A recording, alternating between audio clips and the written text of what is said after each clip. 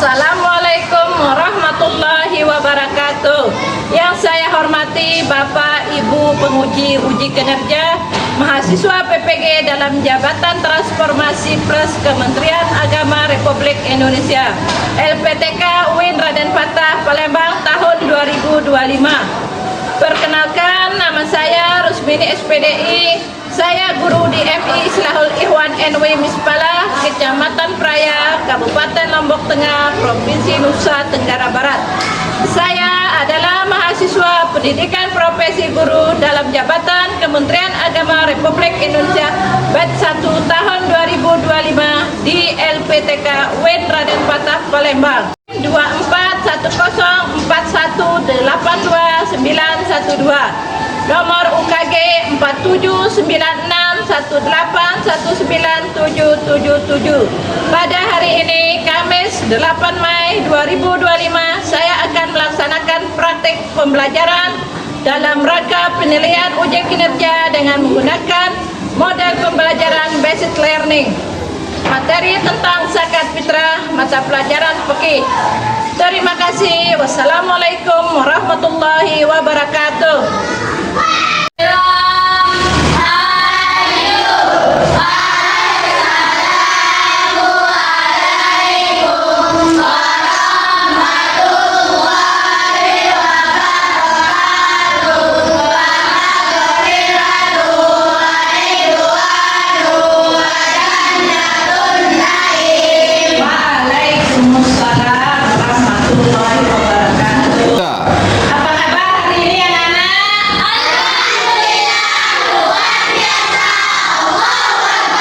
Alhamdulillah semuanya baik dan sehat ya. Sudah sarapan? Sudah. Oh ya, kalau begitu Ibu minta tolong kelas memimpin doa dulu ya. Doa dimulai. Bismillahirrahmanirrahim.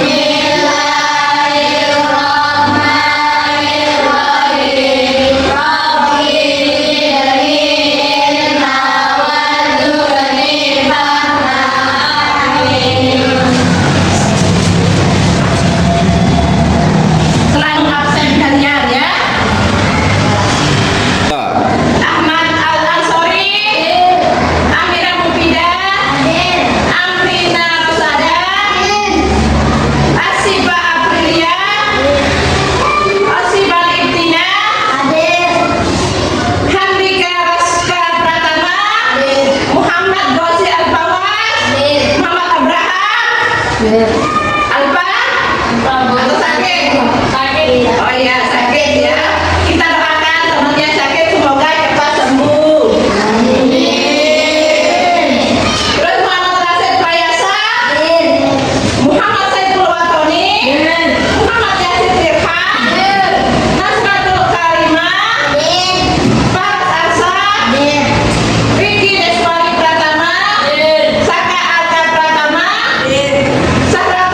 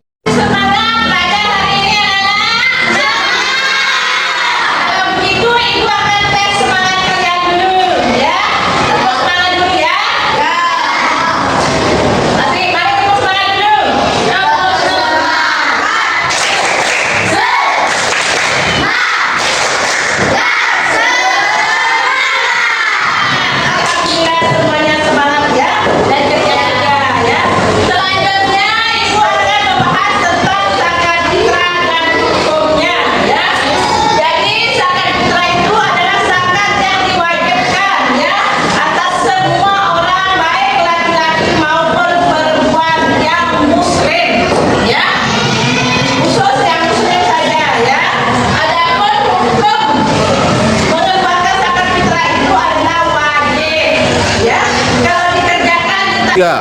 Adapun hukum membayar zakat fitrah adalah wajib ya. Apabila dikerjakan mendapat pahala dan seandainya ditinggalkan akan berdosa ya. Baik anak-anak, orang dewasa, laki atau perempuan wajib hukumnya mengeluarkan zakat fitrah ya. Itu dalam ajaran agama kita ya. 3. Adapun waktu melaksanakan zakat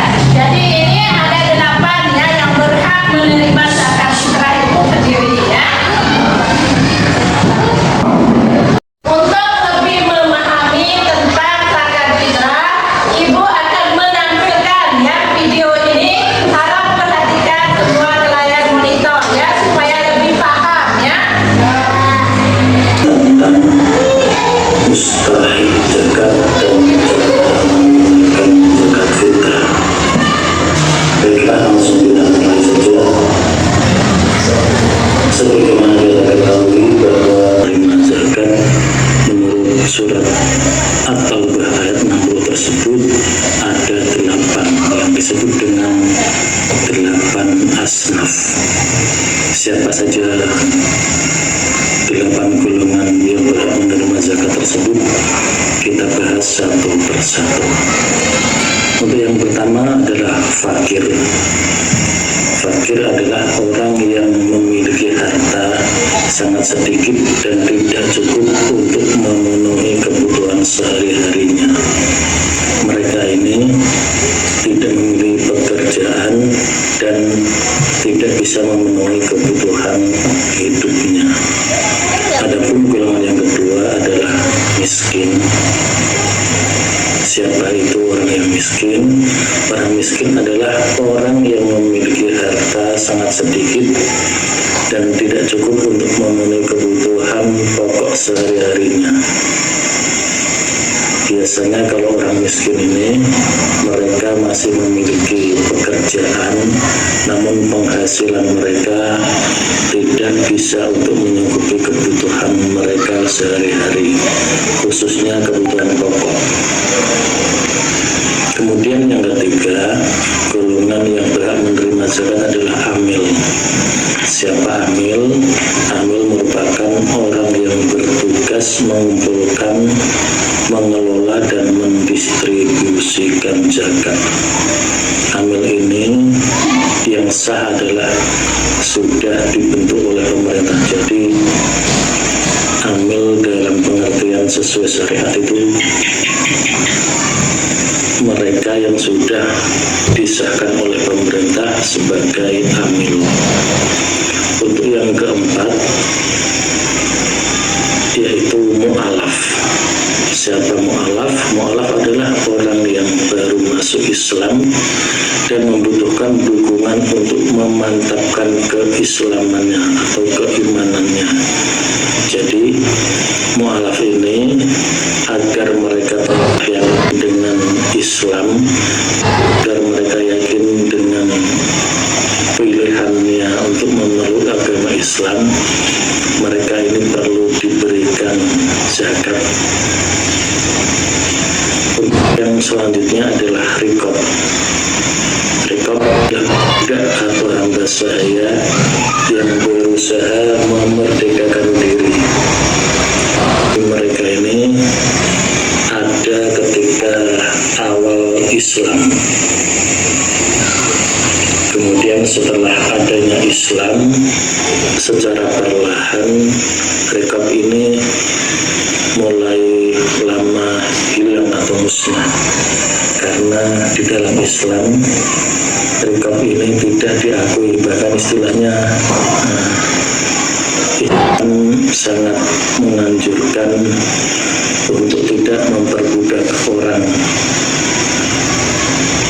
Jadi budak di dalam Islam ini tidak ada dan tidak ada itu menurut agama Islam. Kemudian mustahik selanjutnya adalah ghorim atau kadang disebut dengan ghorimin. Ghorim yaitu orang yang memiliki banyak hutang dan kesulitan melunasinya, serta hutang tersebut bukan untuk maksiat. Mereka yang berhutang untuk kepentingan agama dan mereka belum mampu untuk melunasi hutang tersebut, ini mereka berhak menerima zakat yang kita berikan. Untuk yang nomor 7, ini adalah mustahil yang nomor 7, fi sabilillah, yaitu orang yang berjuang di jalan Allah, seperti untuk dakwah, pendidikan Islam ataupun jihad. Namun yang paling umum disepakati ulama, fisabilillah ini adalah mereka yang berjihad di jalan Allah yang tanpa bayaran, yang mereka ikhlas melakukan tersebut. Mustahik yang terakhir adalah ibnu sabil, yaitu orang yang dalam perjalanan jauh dan kehabisan bekal, terutama untuk keperluan yang berkaitan dengan agama.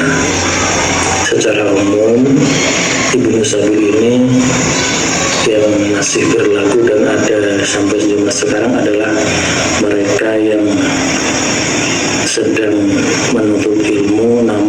kehabisan bekal, tidak memiliki bekal yang cukup dalam mereka menuntut ilmu. Itu tadi 8 mustahik atau 8 orang yang berhak menerima zakat fitrah. Selanjutnya kita bahas alur atau proses cara membayar zakat fitrah. Secara umum alurnya ini ada 5. Untuk yang pertama yaitu niat untuk berzakat. Niat ini boleh dilakukan ketika masih di rumah atau ketika sudah bertemu mustahik atau lembaga yang mengelola zakat atau ahmil tadi. Untuk langkah yang kedua adalah setelah kita niati zakat kita datangi mustahik atau lembaga zakat terdekat. Lembaga di sini yang dimaksud seperti yang saya katakan tadi adalah amil zakat. Ini yang paling pas. Jadi ini kita memilih yang terdekat itu lebih baik. Kemudian yang ketiga langkahnya adalah setelah mendatangi mustahik atau lembaga zakat terdekat, kita serahkan zakat yang kita keluarkan. Menyerahkan zakat fitrah kepada mustahik atau panitia zakat bisa melalui lembaga, dan yang sekarang ini bisa juga melalui aplikasi atau mekanisme lainnya. Misalnya kita titipkan, kita melalui transfer atau cara yang lain. Kemudian langkah yang keempat adalah ijab qabul. Apa itu ijab qabul? Ijab itu penyerahan kita untuk memberikan zakat, dan qabul adalah penerimaan dari mustahik atau panitia yang menerima zakat tersebut. Yang langkah kelima setelah kita melakukan ijab qabul, yaitu zakat akan didoakan mustahik atau panitia zakat. Ini mereka yang menerima zakat mendoakan kita dengan doa-doa yang baik. Bahkan ada doa yang sesuai dengan tuntunan yang disampaikan oleh Rasulullah. Demikian yang dapat saya sampaikan, semoga bermanfaat. Apabila ada kebenaran yang saya sampaikan, semua itu adalah fadl dari Allah Subhanahu wa Ta'ala. Dan apabila yang saya sampaikan ada yang salah, itu semata adalah karena kekurangan tawan saya, jadi mohon dimaafkan. Al-afu minkum. Assalamualaikum warahmatullahi wabarakatuh. Ibu menanyakan video itu tadi, Ibu berharap kalian semua memahami tentang materi kita hari ini, yaitu tentang zakat fitrah, ya. Karena setelah ini Ibu akan membagikan kalian, ya, tugas untuk diskusi, ya. Dan sekarang ini ada 3 kelompok, ya. Setiap kelompok akan maju nanti untuk mempresentasikan, ya, hasil dari diskusi kalian. Yang ini kelompok 1, Ibu akan